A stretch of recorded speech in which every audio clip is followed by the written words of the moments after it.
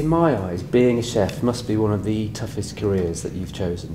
And you know, you've got incredibly long hours, you've got to be dedicated, committed, the attention to detail I know is phenomenal, especially from where you stand. And you've got that kind of a reliance that, you know, the critics and your last customers kind of depend on who then comes through your door, because it's day to day, isn't it? So what really drives you to do this, to get up every morning to do this day after day? To me, really, the industry is my hobby, my passion and my love. It's everything that I live for.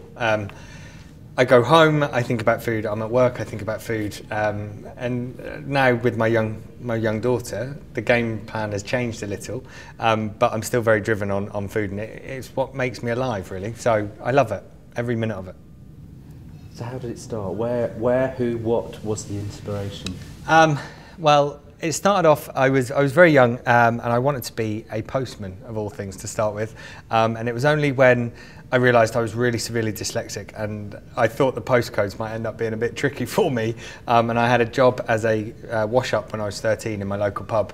And from that, I loved the buzz, the excitement of a Saturday night, the noise, the clattering of the plates and the pans, and the environment that I was in. I seemed to thrive in there, and I seemed to come alive. And I thought, even from 13, 14 years old, that it was a place where I thought I belonged, that I could actually be myself, and I could learn things by visually watching and seeing and doing, instead of having to be in a classroom and learn things and do that, which I found difficult. So I found it was a home from a very young age. So there was just that fit straight away, and you just slotted in? And completely. I literally... the moment I kind of walked in, I weren't ever scared of the noise and the environment. I just kind of loved it, and the banter that kind of happened, and the fun and the jokes. Yeah, it was just every single minute I loved. And then also my grandmother was kind of in the trade a little bit. She was a canteen lady and an old Lions lady in the 1930s and 40s. So it was kind of always in my blood, and she always kind of said, get into cooking, it's a lovely career and you can do that, but it is difficult and all that. But yeah, and she was a great home cook, so that helped inspire me as well. Cool. So what about the man? What about the man behind the chef? You know, what's important to you in life aside from food?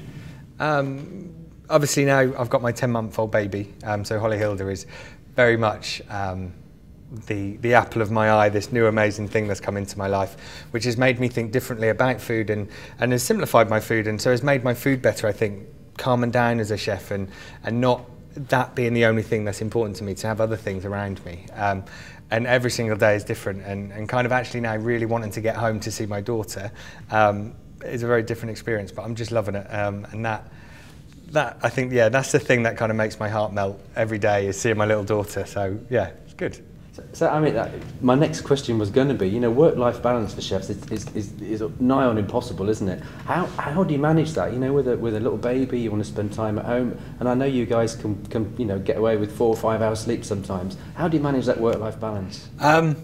With difficulty, we try. You know, I'm very lucky that me and my wife, we don't really like seeing each other that often, so that helps. But the big thing is, when I'm at home, I'm at home. Like, there's no crossover, there's nothing that happens. When I'm at home with my baby and my wife, and when I'm at work, I'm at work. And my wife respects me for what I do, and you know, I want to make my daughter proud every day, and to do that, I need to be working hard.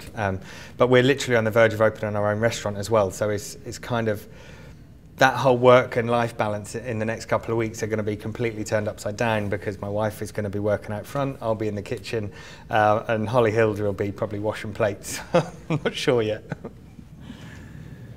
So, you know, you're pretty much at the top of your game, you know, brilliant, great reputation. Is there a thing, especially with the daughter, is there a thing about legacy? Is there a Richard who you see as, you want to be able to whenever that happens, you know, so people talk about you and go, this about, what legacy do you feel that you want to leave? If I could leave a legacy behind, the big thing for me would just for my daughter to be proud of me, and to be able to look at my career and go, he done well. He was good at his job. He was in amongst everybody. He wasn't just a boy kind of chipping away and nobody knew who he was. You know, I'm very happy and proud of where I've got, and I want my daughter to be proud of that. So if she can look back and go, all that hard work was worth it, and Dad near enough killed himself for all the right reasons, then that would be enough for me. But obviously, if my daughter ever took on my restaurant, that would be the ultimate, but I'm never going to enforce that. Brilliant. Richard, thank you very much. Thank you. Lovely. Thank you very much.